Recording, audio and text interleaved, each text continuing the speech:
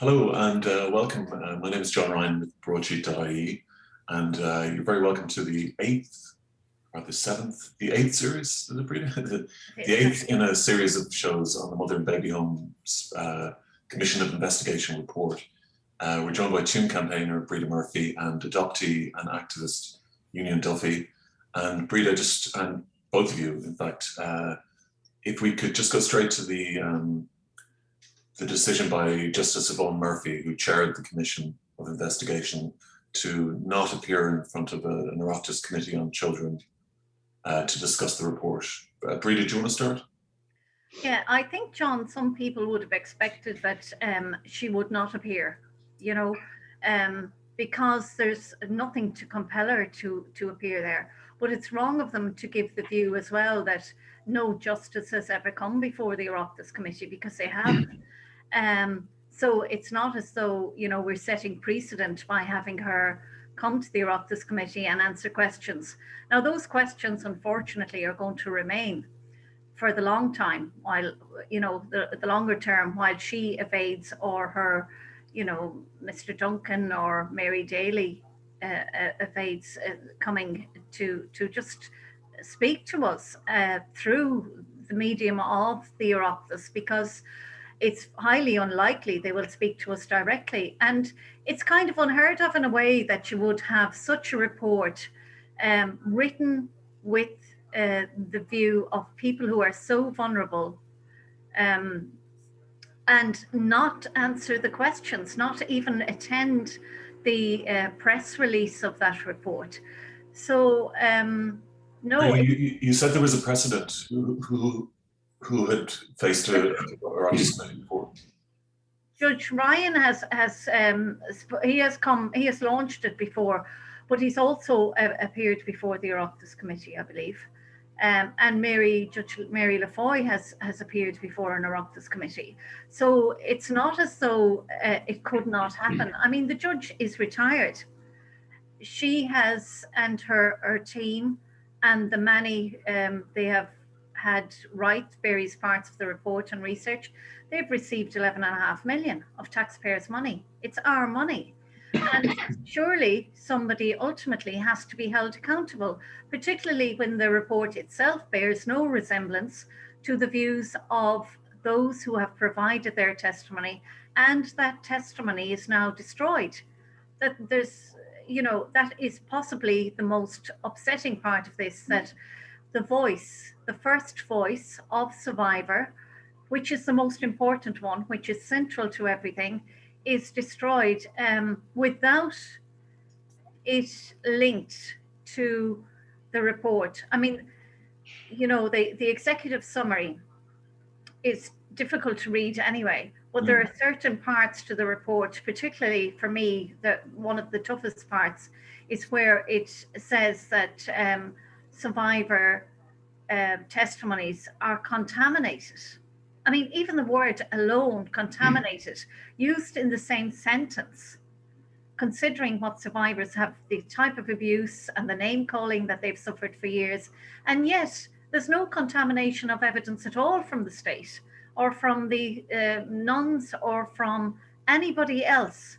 I mean, it really begs the question as to who wrote that particular part of the report, and how was it allowed be printed, go to the minister first of all, go to the Attorney General, go to the various government departments, be launched by the Taoiseach and presumably the members of Fianna Fáil and Fine Gael, and nobody said, stop, we cannot deliver this report. It does not fit with a human rights framework. It has no basis in fact, basically, to my mind. It is like a construction that harks back to the days of the 1950s and 60s, that blames either the individual themselves for their misfortune, or their family, or indeed the father, who may well have wanted to rear his child.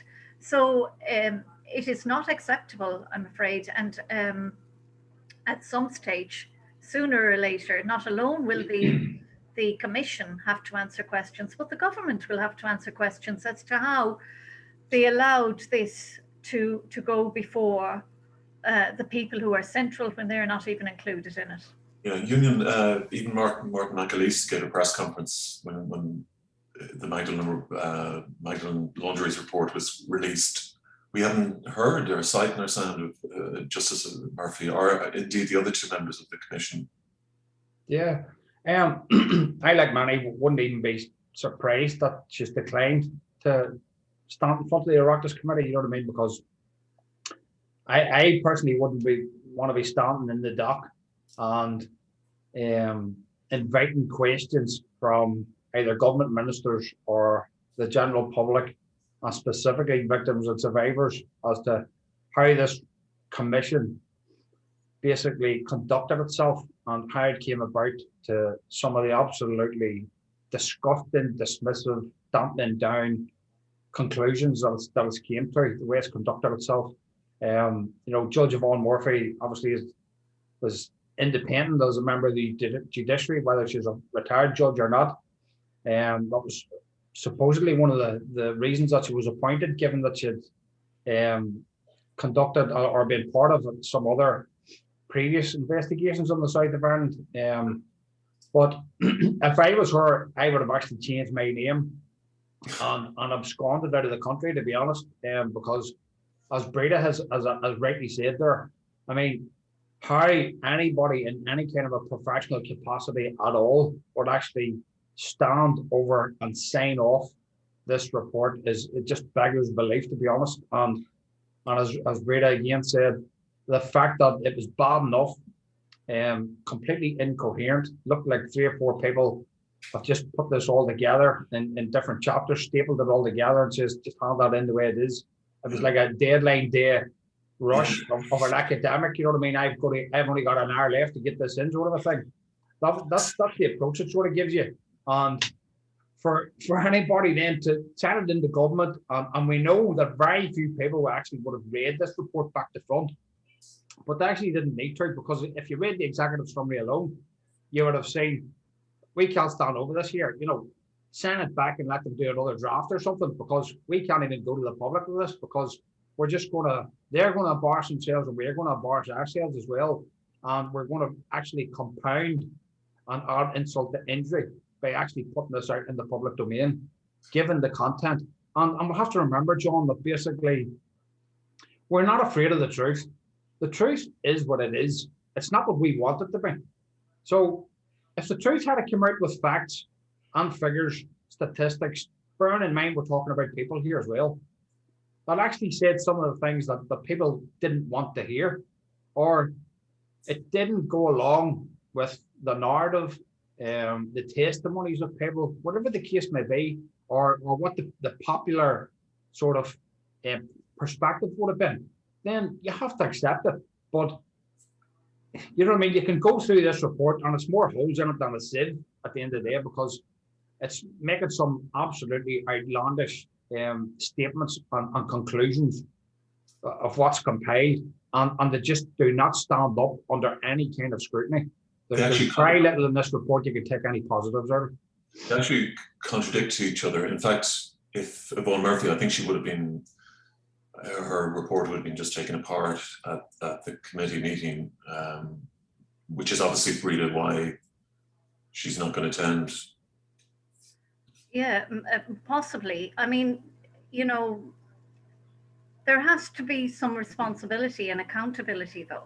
Well, as Eunan says, there's like a lot of contradictions in there. It's just quite simple, simply illogical in a lot of ways, in a lot of parts of that report.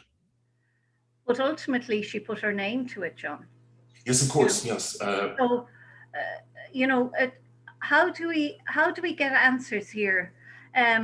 Why do you think Roderick O'Gorman, who had the report for a few months, okayed it? I mean, he said it was shocking before it was released, but he never mentioned that how shocking it was, in the sense that there was these blaming the victims, basically.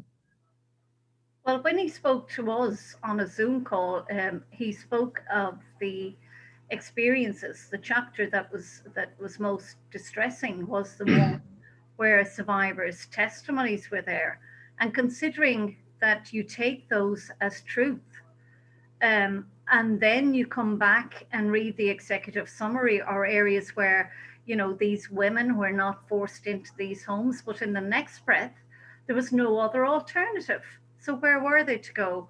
Or that the abuse, this is particularly traumatic, the abuse of those who've suffered under the Christian Brothers in industrial schools or reformatory schools was much worse. I mean, who decides that the abuse of taking a child from its mother and separating them for life is comparable in any way to any abuse?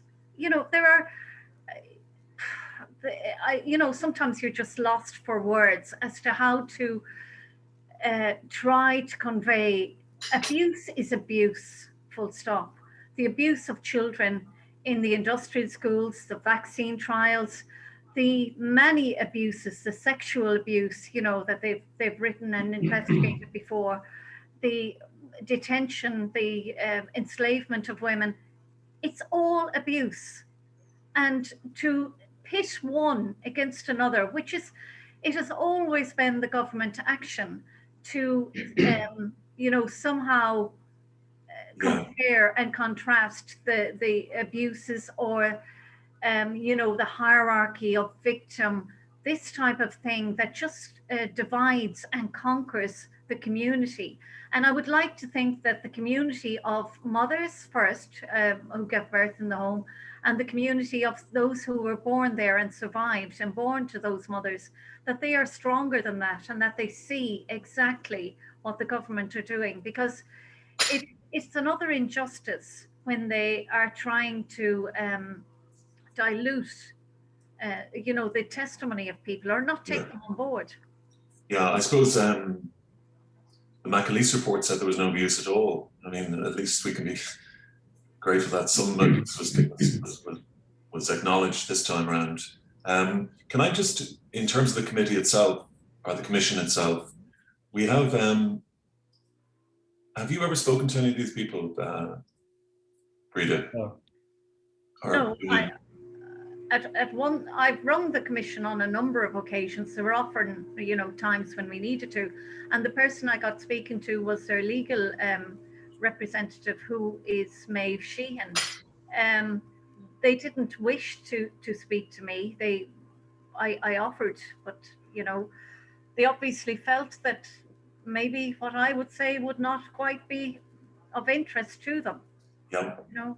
Well, in terms of, I mean, William Duncan is the historian, is that right? Or is it?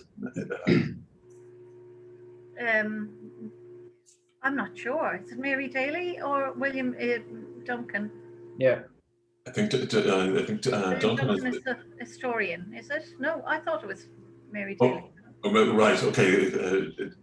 Yvonne Murphy, anyway, is the main person there, but could one of the other appear before the Oireachtas committee? I mean, is it somebody has to be accountable? Somebody has to be answerable for it, no? Well, the Oireachtas committee have invited her. Really, her declining of the offer to attend was that the date didn't suit. So Kathleen Funchion spoke on Drive Time, and I heard her say that they would invite, or had invited, the other two members of the commission, and either one of them could attend.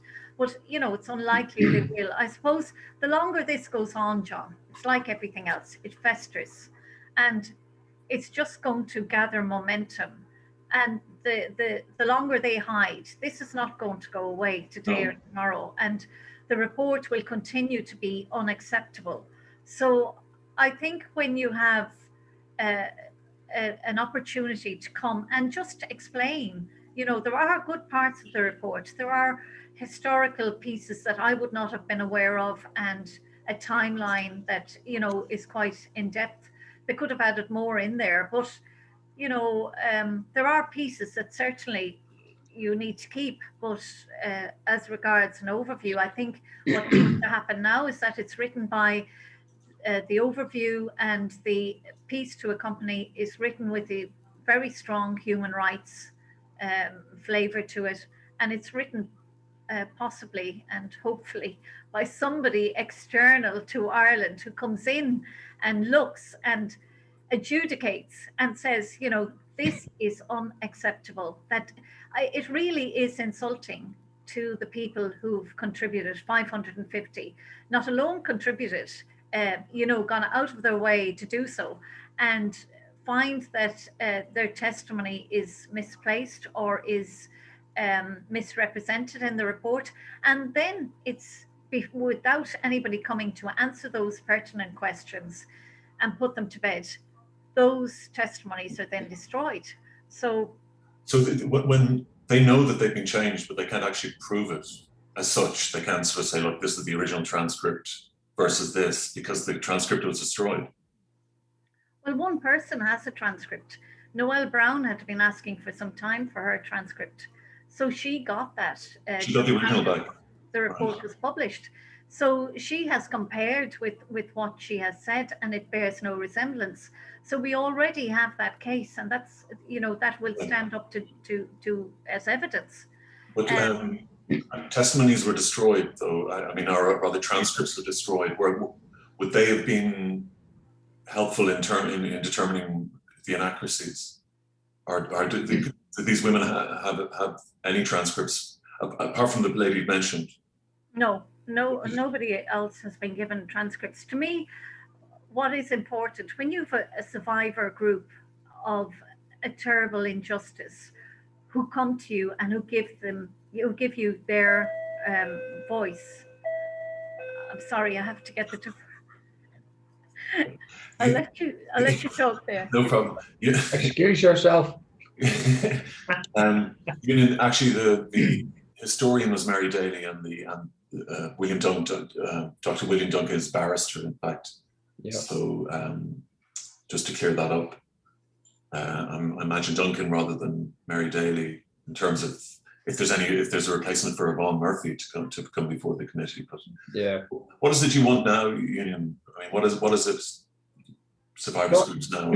Well, just to go back just a little bit there. Please. I would ask when's a good day for a hanging, you know, and Judge Yvonne Murphy to say that the date didn't suit. I mean, you know what I mean? Are we supposed to accept these excuses? I couldn't imagine that any member of the commission would actually want to stand in front of anyone and even attempt to defend what's been compiled in that report. I mean, I certainly wouldn't want to be, because if I looked over that and I read over it myself, I'd be saying to myself, dear God, was I on drugs when I signed that off or something? Because, I mean, for professionals, especially to be involved in that, I mean, all sorts of academics at all levels will be looking at that and saying, if I had handed that in, you know what I mean, to have for my master's or my PhD, they would have just sent that back to me and say, you may do that again, that needs done, you know, and redrafted in so many areas. And it all comes back to, as you say, about the unaccountability and lack of and responsibility for what's been done here. And I don't know what exactly can be done, because the point is, you know what I mean, this was a highly commissioned report by highly professional people that took nearly 6 years to come to a conclusion.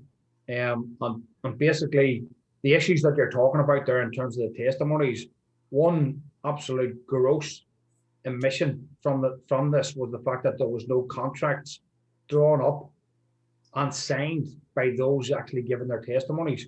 And this would have completely avoided so many issues. Yeah. And that includes the verification and the validation of those testimonies, which would have allowed those giving the testimonies to stand over anything that they had said and testified to, that they could have changed it at any point, that they could have withdrawn it at any point, you know, and they would have had total control over it. So when we're talking about the abuses of power, this was basically, again, an abuse of power, an abuse of control, where people were led to believe that they'd come in and give a testimony and they would actually at some point be believed. So the whole process here was about truth telling and being actually believed and acknowledged, that what you went through, your horrific experiences, were going to be taken on board, and action would be taken on the back of those testimonies. So instead of that, we have the absolutely amateur and dismissive and insulting behaviour and conduct of government and commissioners carrying out a so-called independent investigation. And the UN Human Rights Commission of 2017 that actually said that the McAleese report was the best example of how not to conduct any sort of investigation, would now have to take that trophy away from Martin McAleese and actually give it to this commission. That's how bad it is. Did you get a sense? Talking about? Yeah. Do you get a sense when you're reading it that a lot of it doesn't flow well, obviously, but stuff was sort of taken. It seems like it was sort of been picked at, or truncated, and I mean, there's no flow at all to it. I mean, it's almost deliberately difficult to navigate. One of the most erroneous aspects of it, John, is that it's so contradictory. Oh yeah, yeah. You know what I mean? You cannot compile a report that's full of contradictions. This lets you believe that basically there was a lot of people involved in drawing up, doing the research and taking the testimonies. Obviously, there would have been given specific jobs in terms of what they actually done as part of the commission. And it looks like they've all just done their job, and everybody's handed in a file at the end of it, and they've all sort of stapled it all together. Yeah, that's it. And nobody actually said, okay, we need to sit down now, pull this all together, make sure it all flows, make sure there's no contradictions. Yeah. Which is exactly what didn't happen. And I mean, it's off the scale in terms of how unprofessional this is, and given the highly sensitive nature of it, makes it 100 times worse. It's just exacerbated. You know what I mean? It's destroyed people. It's crushed people's hopes. Any sort of cynicism and skepticism you would have had about the report is completely now justified. Yeah, yeah. And this is what destroys people, because you're talking about hundreds of thousands of people that would have been waiting for this commission's report to come out for such a long time. Some of the people waiting have actually died in the interim period. Yeah. And aren't even alive to actually complain about it, which is again horrific when you think about it as well. So everything's about the victims and survivors. Victims and survivors are now with their advocates and their legal people, anybody else who can represent them, basically now to take this apart and try and gain something from it to move forward. Because of course the government now has to act on the back of this commission. So they now have a job of retribution, not only in terms of the injustices of the past, but actually to try and take something positive out of this commission's report and say, there's been a massive mistake here. It was bad enough, the investigation and what was at stake and the subject matter. But now this commission has basically made all of your failings as victims and survivors 100 times worse than it should have been. So, you know, they're basically trying to repair the injustices of the past and of the commission as well, which is incredible when you think about it. How do you, Breeda, how do you think you'll be able to get a report that victims deserve? I think that we will have to be able to signpost those who are researching into the future to resources such as the oral testimonies, the oral project at NUIG, and just talking about you know, getting the permission to interview people and consent and you know, giving them a clear indication as to how everything is working and providing them with a copy of their testimony. I mean, they do that in NUIG because it's person-centered. So it's not as if, you know, the commission themselves did not know the way to carry out this research. They were dealing with the most vulnerable of people, many of whom may never have spoken before and certainly might never speak now, given that their testimonies are, you know, it's sort of reflected that they're at least not listened to, if and if listened, they are disbelieved. So I think that we will have to just make sure that the CLON project, that the INUIG oral history projects, that we will have to do projects like that to counterbalance. But it's not enough, because in 40 years' time, when we're gone, young students will come and will want the archives, the material that's available, in order to write up. And they will come to relatives of ours and say, how did this happen within, because those people are all within our families that, went to these homes. So they will say, how did this happen? And they will get a skewed narrative that favors government, favors church. And that is so desperately wrong and so unfair. So, certainly the executive summary and many of the other parts of the report don't make any sense. But then again, I suppose we were led into this in a way, because previous reports had questionable material in it, and we were told at the very end, it will be clear, and we would get justice, is what we thought. So this just reminds us never to trust government. They've kicked that can for 6 years down the road. In that time, they've managed to secure the documentation. I mean, there are hundreds of thousands of documents that we will never get to see. And that is the problem. For 30 years, or for as long as they want. I mean, there's nothing to stop them in another sort of 20 years saying we're extending this period. Yeah. I do not trust government in anything. I can't. No. I mean, it's such a betrayal, because that report could have been done in a year. I mean, to be honest, I mean, the work that I think historian Mary Daly did, which is the parts that you were praising, or complimentary at least, that could have been okay. That may have been time consuming in 2-3 years, but 6 years for that report. Yeah. It doesn't make sense. And exactly like Eunan said, it feels like there's 3 people's homework, I think there were far more than 3. I was listening to Tip FM one day, and their historian was on, and he had contributed to it in the very early days, somebody from Tipperary. So there's quite a lot that had provided, historical references. And that's pretty good, but we don't have the depth of material that we needed in the first instance, because as I said when I spoke to the Mayo councillors the other week, and they told me the management had said that the evidence had gone to TUSLA.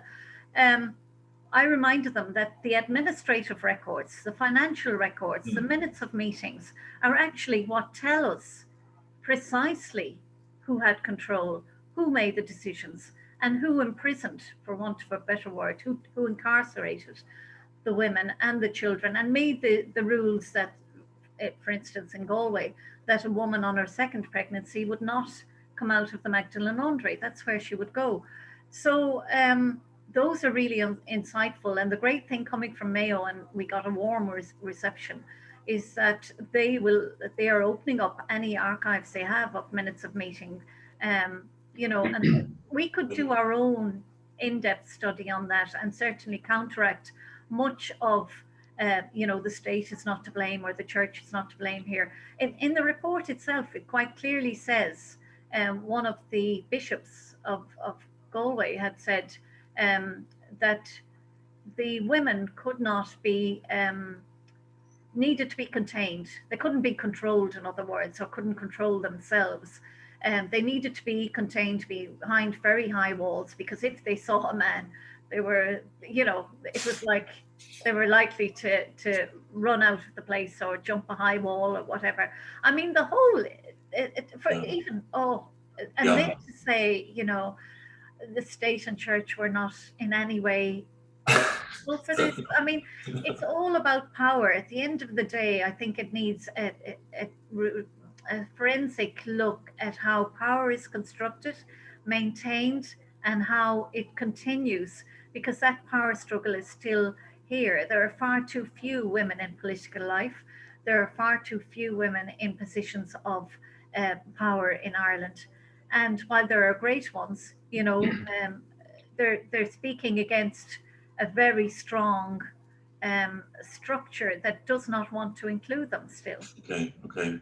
Well, all the nuns were women. The nuns were women, but they were instructed in their manner of behavior to a great extent, I think, by the dogma and the religious instruction that they had. And ultimately, it's power, but it's also about money. And I've often said, if you follow the money in any of these cases, that is when you get to the truth, because these laundries were supposed to be operating, at a loss. And I can tell you, they had free labor. Yeah. And the hotels were taking advantage of it. And Morris and Uachtaráin was taking advantage. Ashford Castle was taking advantage. Yeah. Oh, look, it's.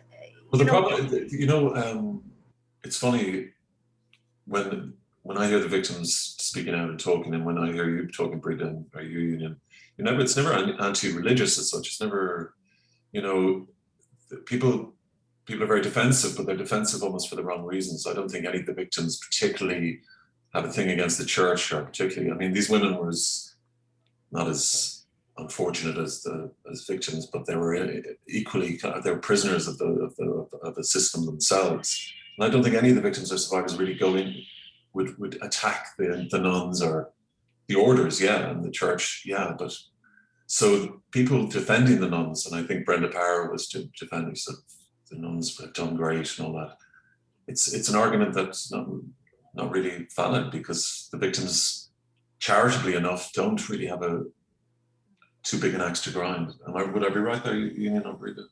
I think that'll differ from, in my experience, it probably wouldn't be the case, John. That doesn't mean that a lot of women don't retain their faith and et cetera, because, the nuns were effectively instruments of the church anyway, we could joke about the fact that maybe this is what happens when you give women the autonomy to run religious orders, and that's effectively, people have to understand in all seriousness that the religious congregations are an autonomous body within the church. Now, that's in theory, of course, but we know, contrary to what it says in various commissions and reports, et cetera, that, there was large scale collaboration between the bishops of the diocese, regardless of what was supposed to theoretically happen. We know the amount of collaboration there was, that bishops in some cases actually, had control over what happened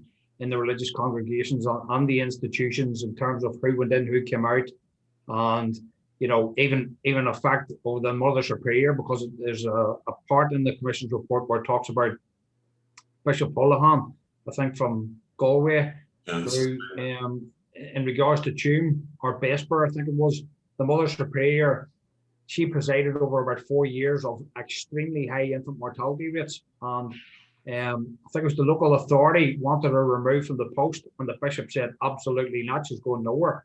So that just shows you the influence that the bishop had there. But it's most of the women that I've ever, the birth mothers I've ever spoken to about their times in the institutions, will say that there were some good nuns. There were some good nuns at the start, and basically it was almost like a training centre in some cases, where if a nun couldn't dish out the treatment that needed to be dished out and under the instructions of the Mother Superior, for example, then they were shipped out and they were sent to do some contemplation in a convent or something for a while, or go somewhere where they didn't have to dish out that treatment, because they were under severe and harsh instructions as to how they were going to deal with a lot of these women.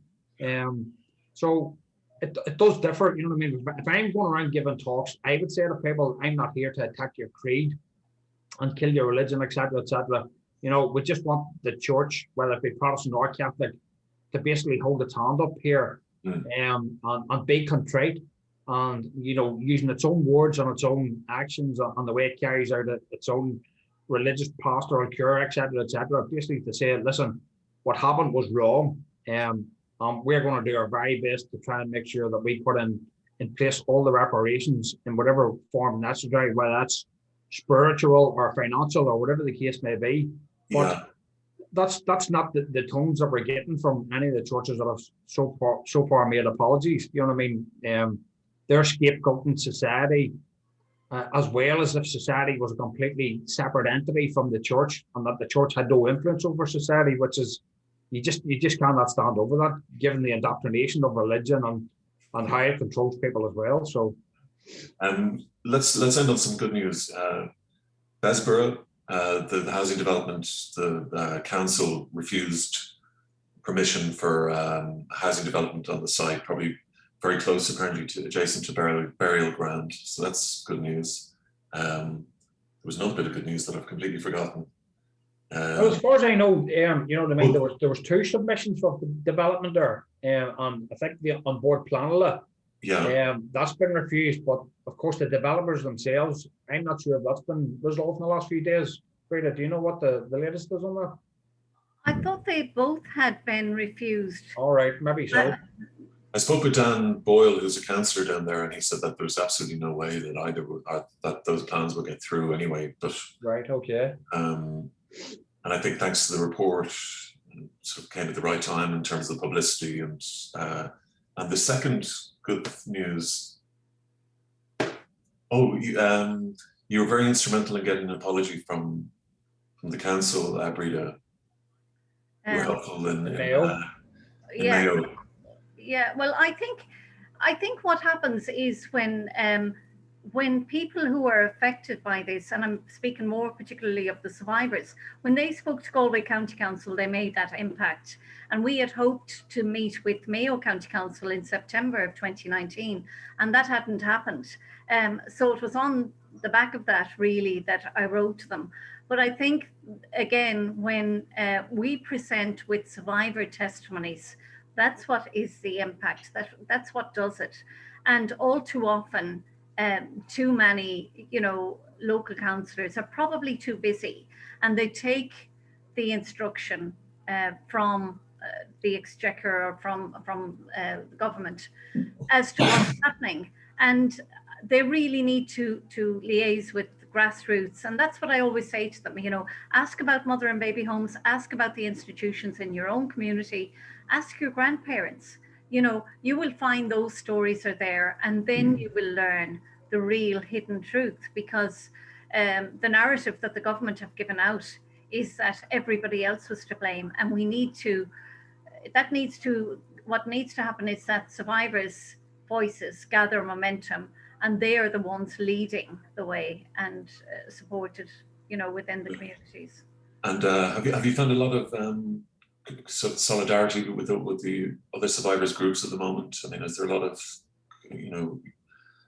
I know it can be kind of a fractious business, but I mean, I think there's a united cause now, or there's sort of a common cause right now, isn't there?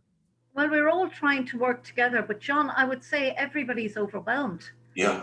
There are lots of media interests. I mean, there's one from Germany. We're just on Zoom calls trying to keep our own people informed, but at the same time, trying to look at how we can make progress, because within Ireland we can't go immediately to Europe. There are many special rapporteurs that we can invite in who need to look at this. We need an external oversight at this point. But we all want the same things. Ultimately, whether they are mothers from the homes or children who were born in the homes, they all want justice. So I do think now is the time, it is ripe for us to gather in unison and go with one voice to government and say this is totally unacceptable. Eunan? Well, there's so many common issues, John, and you bring it up, the Vesper plans and development there is obviously extremely relevant, basically to the whole country, because there are still areas of the country, north and south, actually, where some of these institutions on their grounds are still in place and intact, although there might be different enterprises being, ran on those grounds at the minute, and some of them actually still by some of the religious orders that ran the institutions themselves in terms of care homes, residential homes, nursing homes, and all of that. So it's basically it's solidifying what we've been calling for a number of years now. And I even Archbishop David Martin actually made this call a few years ago, that the grounds of every single institution, the mother and baby institutions especially, should be investigated comprehensively. And that should happen yesterday, because, you know, these plans for development are going to be an ongoing issue. And Newry Moyen feels exactly the same. Planning permission has been granted to build a Maxwell Services garage. That's where you were working in, isn't it? I'm part of those grounds as well. And you believe there's bodies there, don't you? Yes, well, put it this way, John, there's a lot of questions still not answered on the grounds of so many institutions, and Moyenville is exactly the same. You know what I mean? Until there's a thorough investigation that includes any geophysical survey, you know what I mean, ground penetrating radar, etc., you basically have to rule out and eliminate any possibility of there being, you know, any kind of human remains on these grounds, in the unmarked graves, you know, mass graves, multiple burials, whatever the case may be, because, you know what I mean, we've seen the evidence. There's so many discrepancies in death and burial registers, etc. You know, we see the difference in the Commission's report and what others have found in terms of research as to the numbers of people that are potentially and are buried on the grounds of so many of these institutions. And I would argue that we have to include the industrial schools and all of these institutional places, you know what I mean, where effectively so many and so much harm has been caused, and people have died under so many multiple circumstances that they really do. This is Ireland's horror here. This is no different to Kosovo or Aleppo or anywhere else in Europe or America or anywhere else this has happened. This has happened on our doorstep. And you know what I mean? Trevor Neepsey, you know, it's like there's thousands of bodies under there. Well, there's thousands of cases of this worldwide. Why is Ireland any different? You know what I mean? The only difference is that, you know, this is actually religious orders under the flag of religion, Protestant and Catholic, Christianity, basically, that has facilitated the deaths of so many people. And that includes not just the children, but actually a lot of women and girls as well. Breeda, final words? Final words are, we're going to be here for a long time, John. I really don't think that this is going away any day soon. I would love to see people like Derek Leinster involved in discussions such as this, because they've been sidelined for so long. It would be lovely to get, you know, that voice on. We've asked mixed race Irish, as you know. So I think more voices that we get, and if there are people who would like to contact you, I'm sure. Absolutely, any of us. Just on the political thing, I've written both to Catherine Connolly and Holly Cairns. They're obviously busy, but we'll hope to get them on. And if there is anybody out there who wants to come on, please contact me, broadsheet@broadsheet.ie, and I'll get straight back to them. And hopefully over the next few weeks we get some more survivors in. And, lovely. Thanks very much, John. Appreciate it as always. Thank you. No, my pleasure. Thanks, Eunan. Thank you, Breeda. Thanks very much. And well done on the Mayo and the apology. Great. Mayo. Yes, Mayo. Okay. Mayo.